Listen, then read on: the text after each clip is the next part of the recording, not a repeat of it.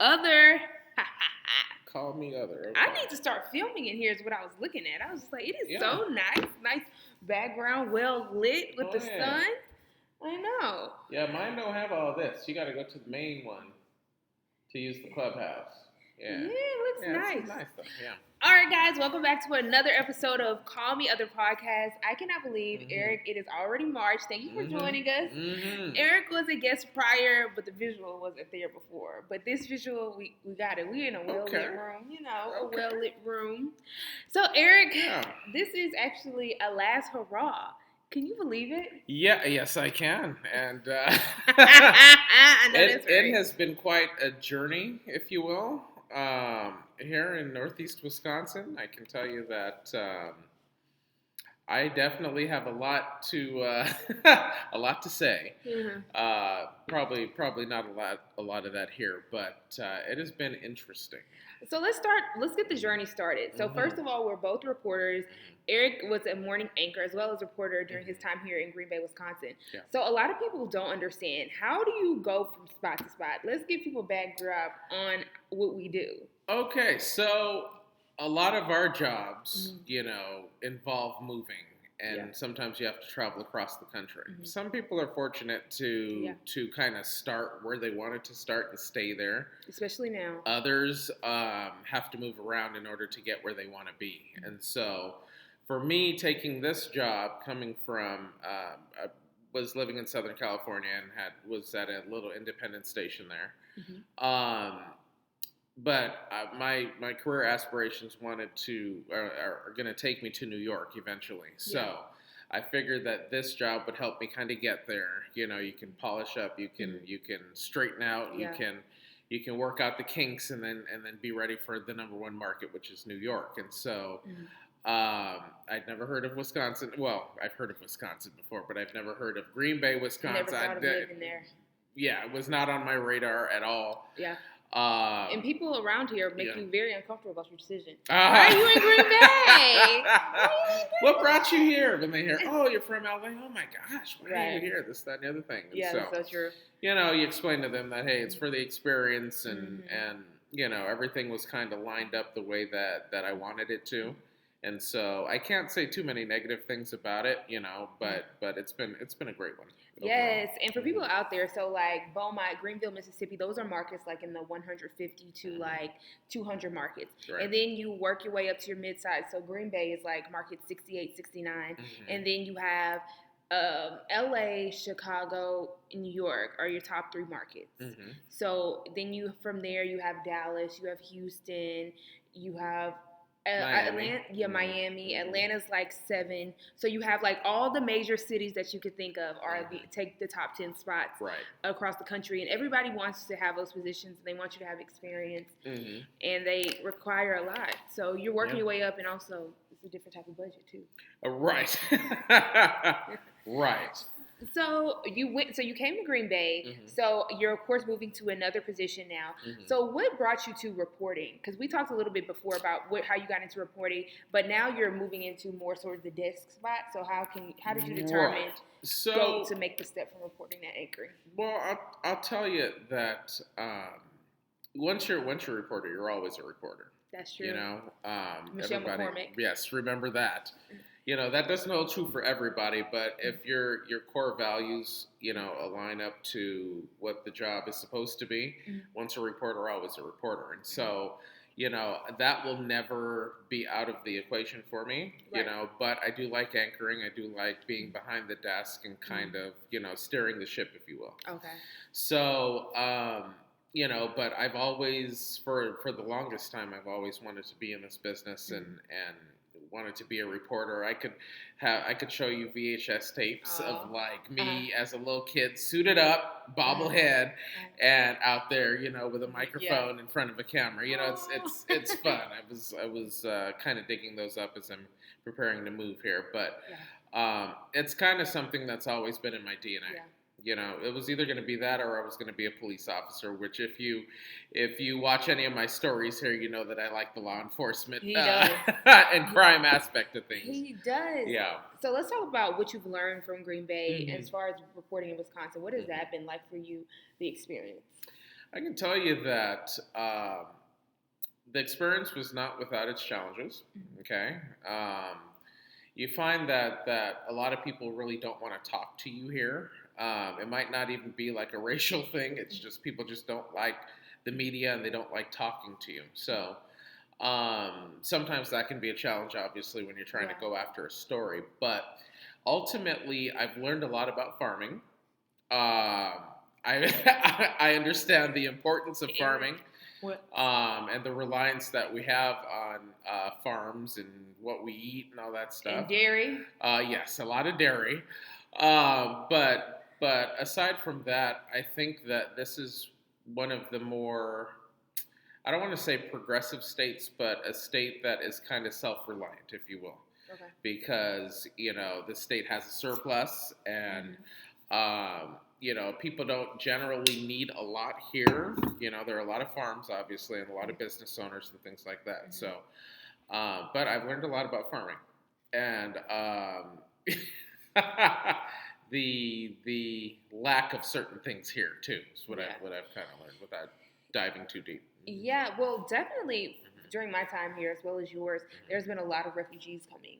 So that's like a huge thing. Diversity has already been a push for Northeast Wisconsin, but there's been we've had Afghanistan refugees. There's actually was a group from Africa, some country, but they came.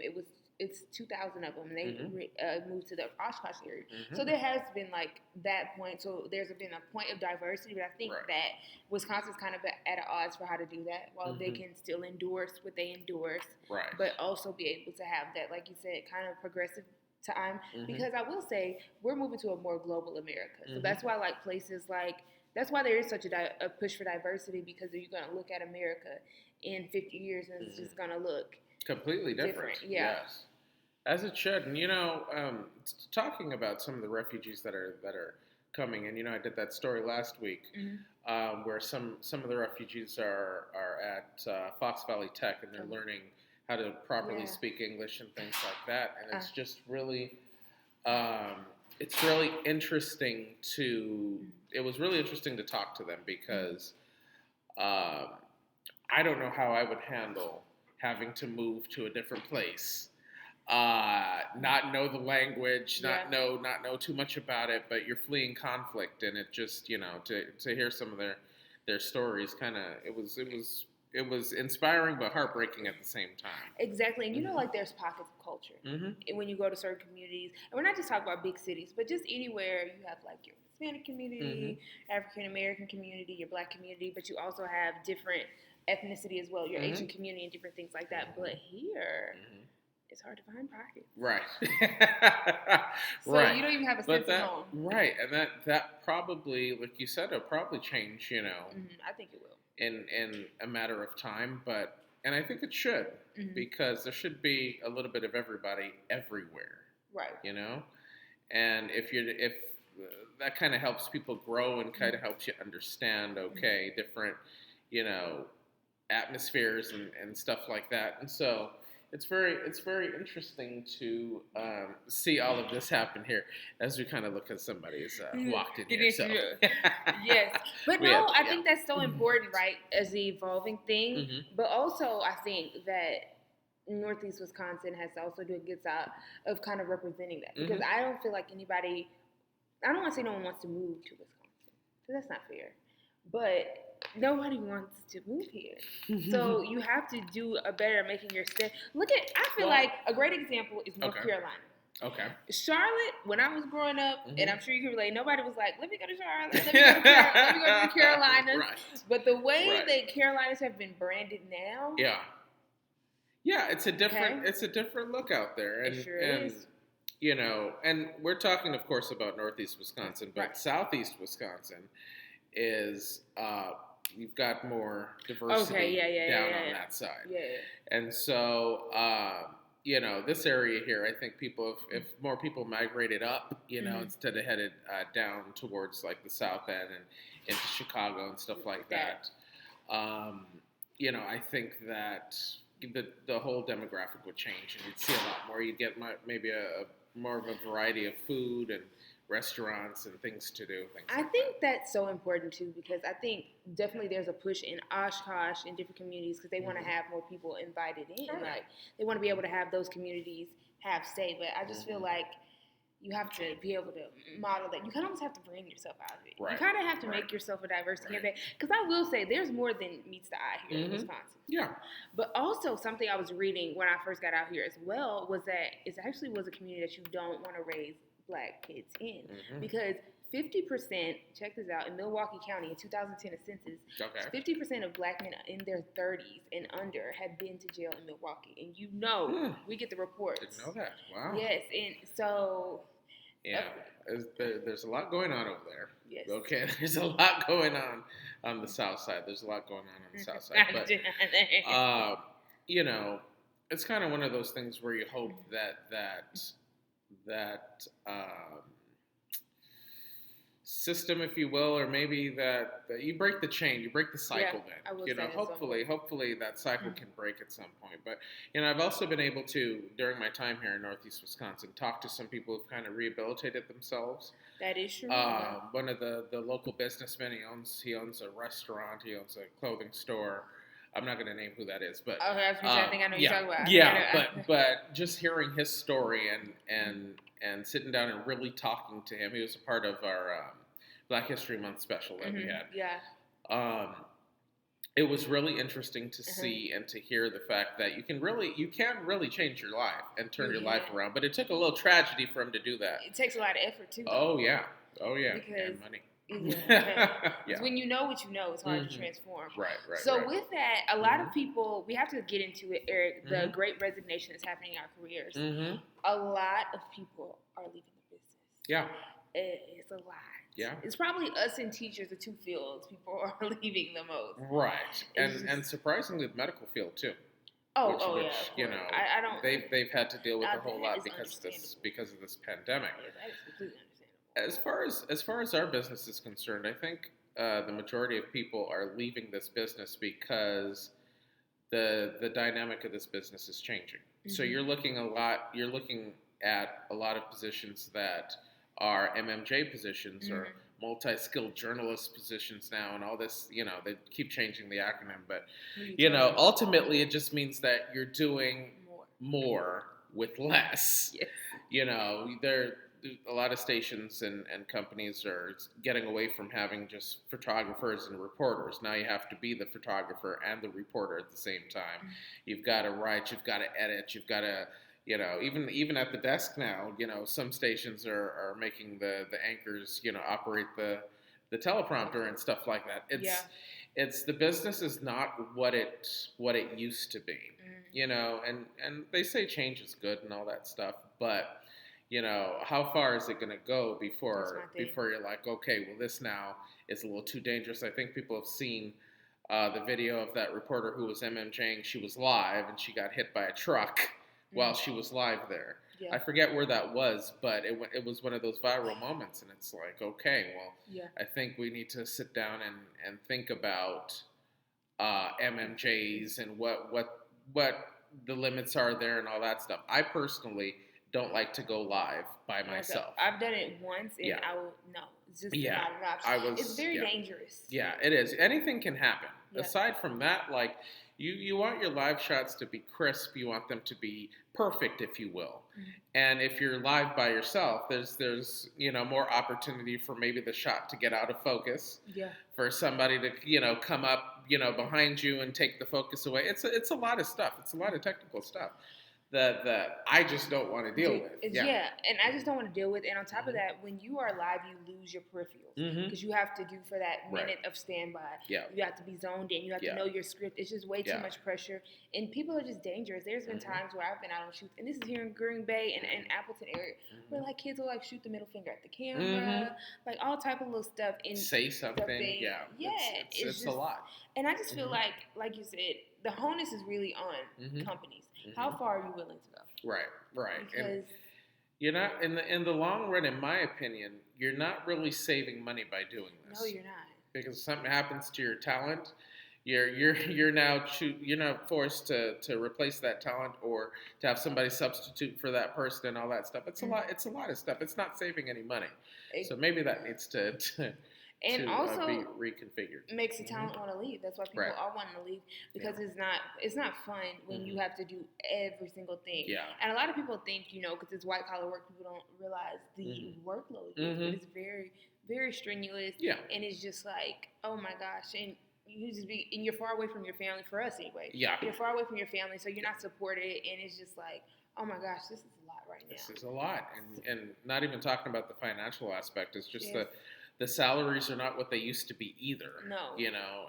And a lot of that maybe is based on economy and what currently is going on, but the salaries are just not what they were, and I think a lot of people, especially the older ones that are kind of stepping away, and there are some younger people too, are like, hey, I can't handle this. I can't hang. You just lose. I think they just lost their will to do it, and that thirst for it. Yeah. But we stay hydrated here. We're not leaving the business. No. For sure.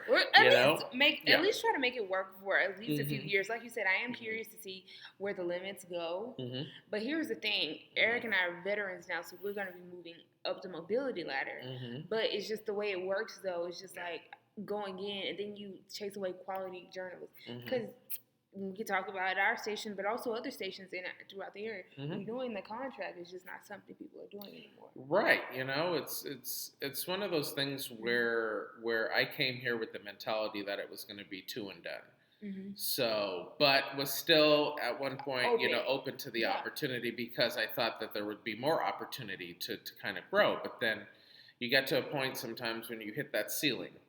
And it's like, oh, okay, well, this is it, Also, I got to factor in the fact that it's been a little colder this winter than the 2 winters that I've been here previous. Don't get me started on this winter. So that also kind of plays a factor when you're thinking about your longevity, because it's cold to be out there. You're out there in the early mornings, in the freezing cold with that wind chill. It just is not. It's unspiritual, at least to me. It's very unspiritual. Where it kind of takes away from your wanting to be here. But no market is perfect. No market is perfect. No company is perfect. And I think there are a lot of companies out there that are doing the best that they can, with what they're given. But it's just. Hopefully the next generation that comes in after us will kind of find that niche and find the core values of journalism, and then build up from that, because I think that's muddled too. Yeah, that's very true, especially because I think that with social media, I hate to go there, but even like when it comes to Ukraine, like the president of Ukraine was talking about like TikTok stars and how like influential they have been towards people seeing what's really happening. Right. Because unfortunately, big companies' liability, the ABC and NBC, they're not having their journalists on the front line. Right. Well, CBS has it, but. Well, yeah, I think everybody else has been close to there. They're not like directly in the battleground. Right. And I think that the reason why that's happening, and why they're not in the thick of it, if you will, is because it's safety. Safety, yes, but for now it's not a U.S. fight. That's very true. So that's why you're not seeing them like embedded with them and all that stuff. And all, we're kind of on the sideline, but still. Yeah. You're near the conflict. I mean, I don't know if Norah O'Donnell's going to be headed over there anytime soon, but she's, I think, the only one that's not been near there. But again, that's not our fight either. So it's kind of one of those things where that is the fine line. If this was Iraq and stuff like that, you remember when that was first starting? Everybody was out there. Yeah. And unfortunately, a couple journalists did pass, and some of them had some very serious injuries being embedded there. That aspect of the job, by the way, is not something that I look forward to, in all honesty. No. But if you're sent, you go and you do your job. But there are reporters that's what they do. They are called, I believe they are war journalists. Like that's what they cover. So there's many people that are interested in documenting that part of history. Yeah. And being a part of the documentation, because a lot of times they have two reporters with two photographers with them when they're on that journey. Right. So I think that part's interesting in terms of getting insight. I think a lot of people have reverted to, it's a lot more variety, and I think news stations have to change with the times as far as getting more information out. Yeah. Because I think that companies, you just have so much more options of where they're getting their content from. Right. And you could see your friends and figure out what's happening in the world on Twitter. Yeah. So companies have to be mindful of that. Almost instantaneously, and it's like the whole, I keep saying dynamic, but the whole dynamic has changed in this business. Yeah, absolutely. And you have to really conform to that. If you don't conform, then it's harder for you to stay type thing. Yeah. The best advice I think I can give for kids or whoever's watching this who wants to get in this business, right, is make sure you're utilizing your platform, your social media in a good way. Don't put the nasty pictures out on there. Don't put the bikini pictures on there and all that stuff. You don't want to do that, because I'll tell you that future employers are looking at that, and they're looking deep down to see, what it is that you're about. You want to use your social media for good things, and really to get your name out there in a good way, not a bad way. A lot of people, I don't know if this was going to be one of the topics, but a lot of people are jumping on Kim Kardashian, for what she said about what women should do as business owners and stuff like that. Let's talk about it. You already got the wheels turning. Go ahead, Eric. Go ahead. I'll tell you that everybody, I think, knows how she got her start and how she rose to fame. With the tape, and you can Google it if you don't know her. She was on Vibe magazine now before she ever was on a Vogue. Now, okay. Let it reflect how she came up and what the culture pushed her forward. Right. And people are saying, well, basically that she, obtained her wealth and her business and all that stuff through that viral video. That it would be viral. It would have been. Yes, it was. Well, you know what? I think that was when. You want to talk about tapes being buried? That is buried. Yeah, that was I think when downloads and stuff like that was first really happening. Paris Hilton had one. Oh yeah, they all did, and they were all exposed. I don't think Nicole Richie. They did not put that on her. Think so. I don't think so. But and all of them, they hung out together. Sure so. Did. Hollywood is big, but it's very small when talking about clicks and stuff like that. Now look at them; they're all business professionals, But a lot of people are just giving her grief for what she said, which is basically that women need to work hard and they need to hustle, and they don't look at her as a hustler. No. Your opinion on that? I do look at her as a hustler. Yeah. Now the hustle.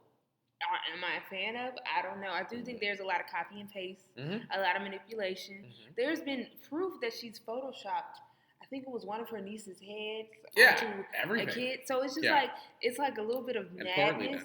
Yes. So it's a little bit of madness. And I also think we're from a generation where talent was singing. It was acting. It was something in the arts. So this is a new art form to us, influence. Right. So that's why it's sometimes harder for people my age or people older than me sometimes respect it, because it's just like, yes, Kim is technically not age shaming at her all, but facts are she's 41 years old.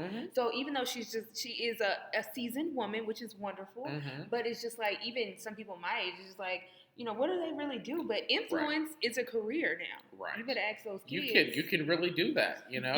I would never knock somebody for being an influencer. Right. I just think that you have to have a backup plan too, because not everybody can be an influencer. Not everybody can be a journalist. Not everybody can be whatever. You have to always have a backup plan just in case. Yeah. But I find the Kardashians very interesting. I do too. What do you think of just interesting her and Kanye kind of both taking over the media right now? Because you have the Variety magazine, but you also have, you were in church. He recently did one of those rants recently on Instagram today on this good Sunday morning that the Lord has made. Well,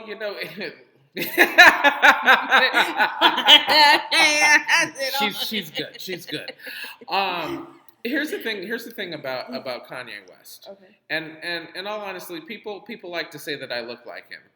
And I don't like that. I don't like it. I don't like it. They say I look like him. They say I look like Chris Rock. Yeah, I get a lot of different. Not yeah. to just say it. See, you see, he should have never said it. See, but here's the thing. And I was just recently in Chicago, and he grew up in Chicago. And you should have said you was his cousin. And you know the West, not the West Side, the West. What I will say is that unfortunately we all kind of saw the downward shift with Kanye West when his mom passed away. Mm-hmm. I know for him that from what I've seen and from what I've read, he felt a certain level of guilt because his mom, essentially, she passed away after a botched or bad plastic surgery trip that she took outside of the country. Mm-hmm. And he, I believe, paid for it or gave her some of the money for it. I don't know if it was in its entirety. Mm-hmm. But there's a certain level of guilt that he feels because his mom would still be here, maybe, if he didn't contribute to that. Mm-hmm. And he was very close to his mom too. His dad I don't believe was in the picture at all. So he's very close to his mom. And when he lost his mom, that part of his brain I think shut down. Yeah. And that a loss like that and you know I believe you have both of your parents, right? Yes. Both of my parents are still with us. Obviously I'm closer to my mom than my dad. That's a whole nother story. But you know, we really have not experienced a loss like that, a loss of a parent. And when that happens, from what I've read and from people that I've talked to, it's really a part of it's a part of your heart, it's a part of your soul that dies along with them. And when you don't have a good support base behind you to kind of help lift you up, you know, you can kind of get lost in that. And I think he's very lost. I think he does have mental issues. He's had a few breakdowns. Yeah.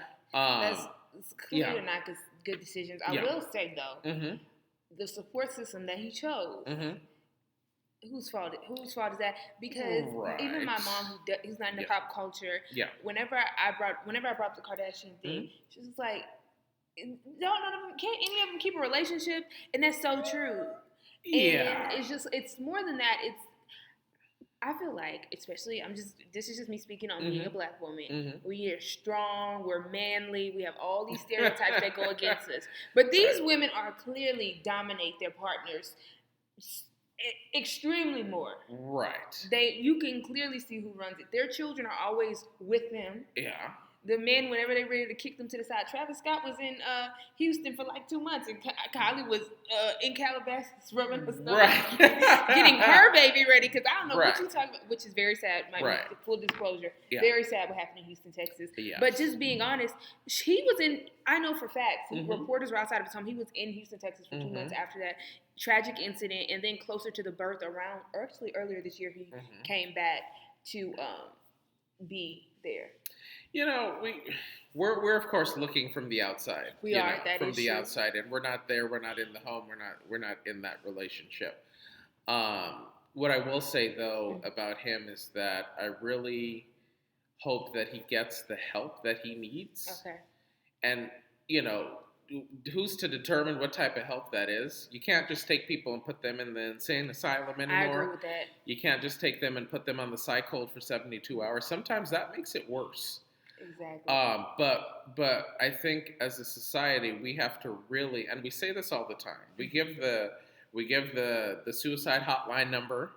We talk about the need for better mental health programs and blah blah blah. Wow. But I don't see anything going past that. Yeah. Every time we mention it on TV, I never see any change. You have another person who takes their lives, or somebody who's having a mental breakdown, such as what he's having.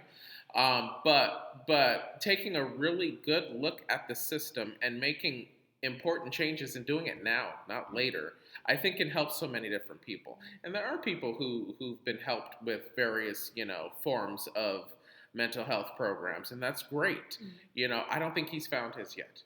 I don't think so either, because music is his therapy, clearly. The man has a lot of hits. But I think it used to be. I have never heard any musician say that, oh my God, I just love the music industry. Right. So I think that can kind of rob you of your joy.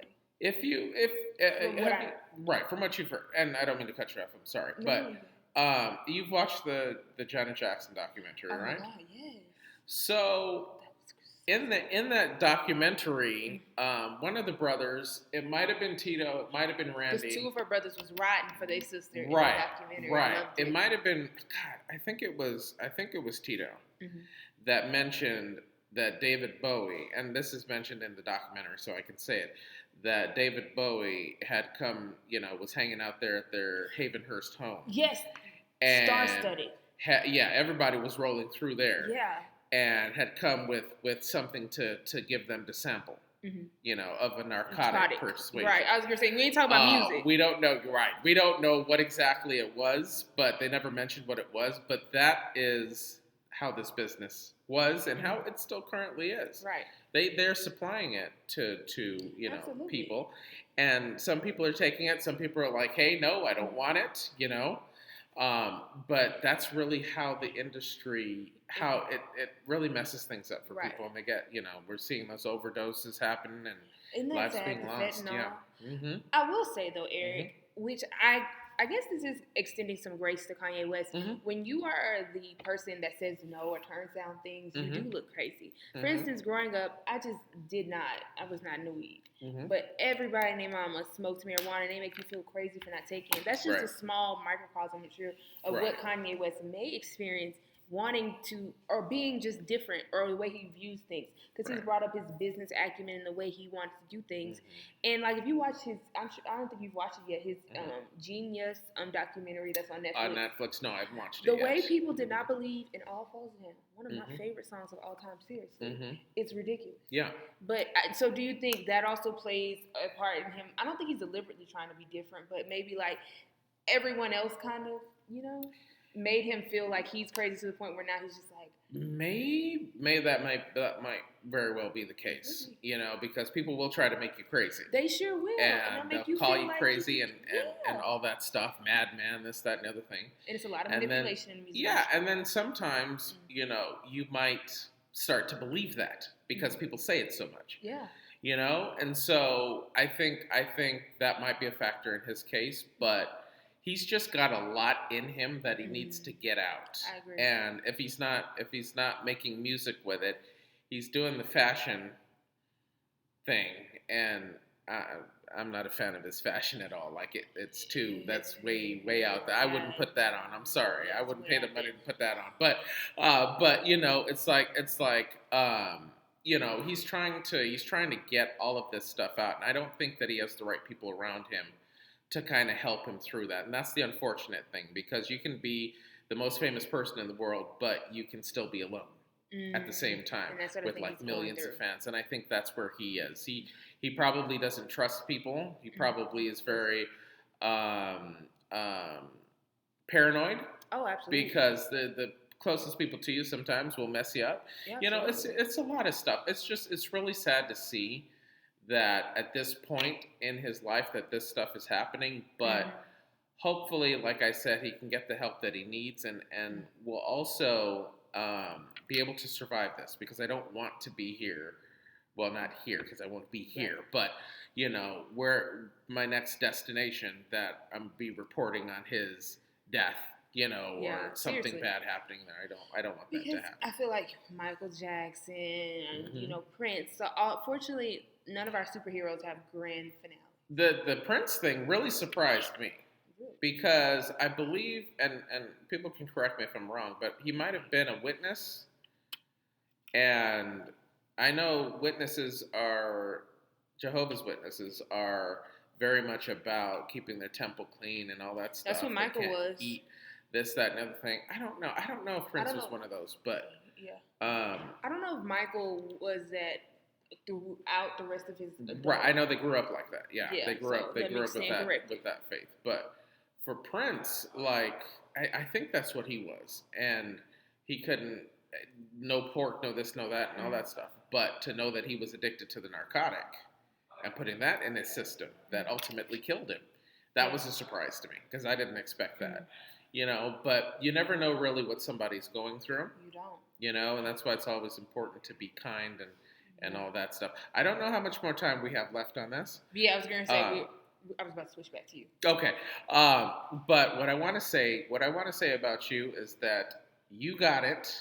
We will be friends forever. I don't care absolutely. what happens and where in the world that we end up. We will work together again. Oh, absolutely. You know, I'm manifesting this right now. We're crossing paths again for sure. But what I enjoy about you, and we'll talk. We're gonna go eat after this. Some good food. Yes, but you know, yes, you have this bright personality. She can turn it on early in the morning. I can't do that. I could never do that. I heard about your liquid bagel at the back. Oh man, I was mad that day. Roll that clip if you can. That first hit was rough, you know. But you know, your personality goes well with that morning show and that morning this is morning. This is it right here, you know. And you definitely you have it. And you will make it wherever it is that you're trying to go, which I know you're trying to go back to Texas.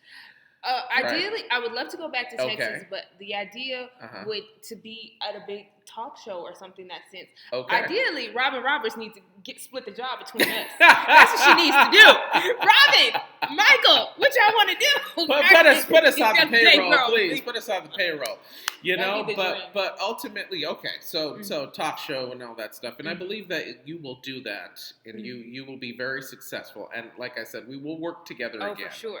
I'm sad that I'm leaving, you know, because this is gonna be my speech. we're our desks are across from each other, you know, and it's like when you came in, it was like Hurricane, you know, Faith came in and just completely turned that newsroom upside down with her personality, and you know, she'll walk in, good morning, you know, she'll say good morning to everybody, and you know your personality is fantastic, and you know what you're doing. You do a very good job, you know, in reporting and stuff like that.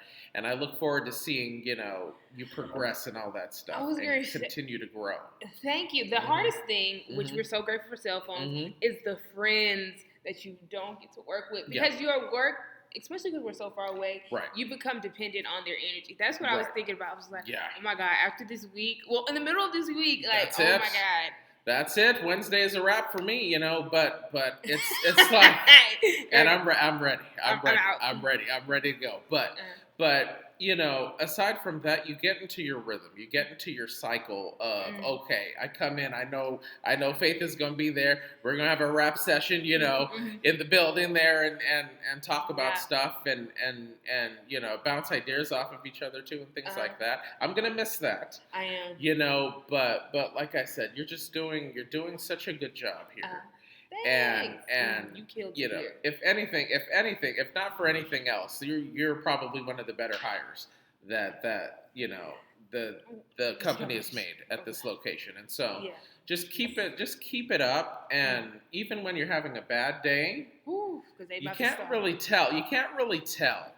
On the air, you can tell when I'm having a bad day on the air, but you can't tell when she's having a bad day. You can't really, you can't really pick that up because you're able to kind of, you know, work through it. Yeah. Me though, you can see it directly on my face. But I was gonna say that's what people can appreciate, Eric, and I love that how you were able to do those. He did like our police chief messages as well, those interviews, you know, those hard-hitting interviews that talked about community awareness that I wish we leaned into more, but that's a story for another day. Right. But I think that was so important that you did that. And also the fact that you came in as a strong lead. You know, I feel like in newsrooms or period, there's a need to break. This is just a softer market because it's all about the Packers. That's the story for another day as well. I can't believe we went through a whole 30-plus quadruple team coverage the other day on what I think is speculation, you know? What ultimately was speculation was not completely from the horse's mouth, if you get what I'm saying. Because I was about to say, if $200 million is coming from the Packers, then that means that, okay, what's up, WFRB? What is up, WFRB? But anyway, I think that's so important. And I was going to say for you, you know, we just touched on it, but for you, ending out the journey now, how all have you used this experience as a stepping stone? Because ultimately it was. Well, ultimately, I think you kind of touched it on the head there. Are we still recording? Is it still recording? Yeah. Okay. Yeah. Oh yeah, I see it down there. Okay. Oh yeah, sure does. Okay. Dang. Okay. Yeah. My terrible eyes. Look me, I know it'd be somewhere. What I will say for me, because I'm more of the serious journalist. Okay, I'm more of the harder hitting journalist. So, when talking about this being a stepping stone, it's those interviews with the chiefs of police that I've done, and I have to mention Green Bay's chief Andrew Smith, who retired, and Chris Davis also has been great too. Nina Police Chief Aaron Olson, also a great chief to talk to. Very open to allowing us to get in there and really see, what is going on. Yeah. Appleton's Captain gosh, I forget his name. Oh, but you know Todd, what I mean. Todd, I know Todd's first name. He's amazing. Yes. Amazing. Him. Sorry. no, he's amazing. Him. Yeah, it's just it's a lot of those stories that were able to kind of put me to the forefront, and where I'm headed now, that'll be a lead position as well. And so it's like okay, it really helped me get where I wanted to be, and that's my beat. The crime is my beat. Yes, I enjoy that. Not to say that I enjoy crime, but I enjoy covering crime, if you get what I'm saying. If the place was without crime, then I would probably enjoy something else. But that really helped me. And then being at the desk on Sunday mornings also helped out as well. And filling in was helping out as well.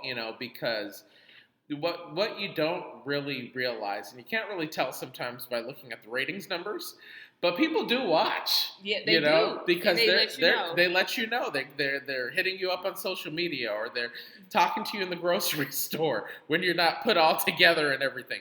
They're meeting you at various events, and they're letting you know, hey, we watch. They sure do. I like that story you did. That was awesomeness, and that was, I've done also some great stories highlighting lymphatic malformation, which incredible. Which hopefully we're up for an award. I hope we win.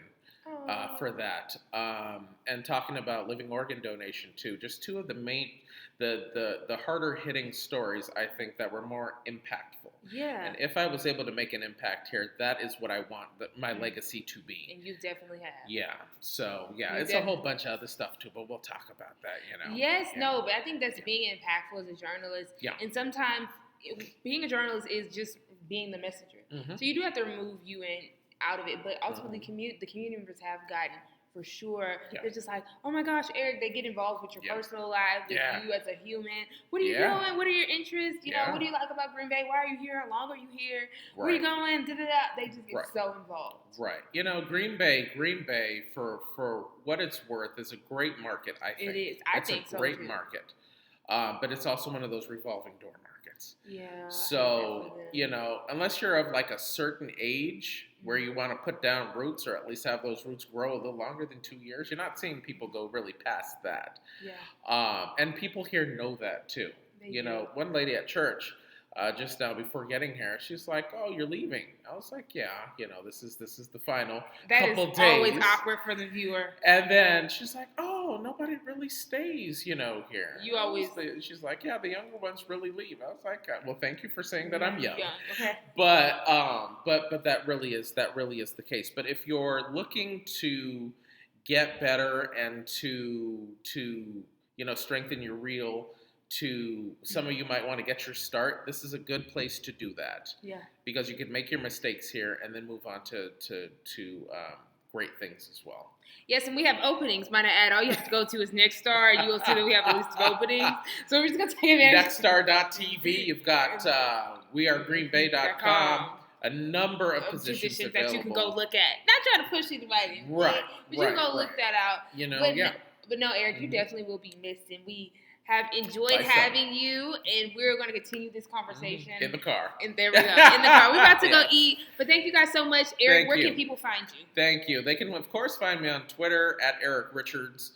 Richards News CBS, I think that one is going to either be redone or that'll drop off or something like that. And, of course, on Facebook at Richards News is where you can find me as well. And I will have all of the information out there. I'm still not saying exactly where I'm going just yet, but hold on. But yes, it'll be on there eventually. Yes. Well, thank you, Eric, so much for joining us. Thank Be sure to tune in. Continue to support Eric because a great career is ahead. You'll be seeing him nationally soon. So just get ready. Yeah. All right. All right. Peace and love, guys. Bye. Thank you.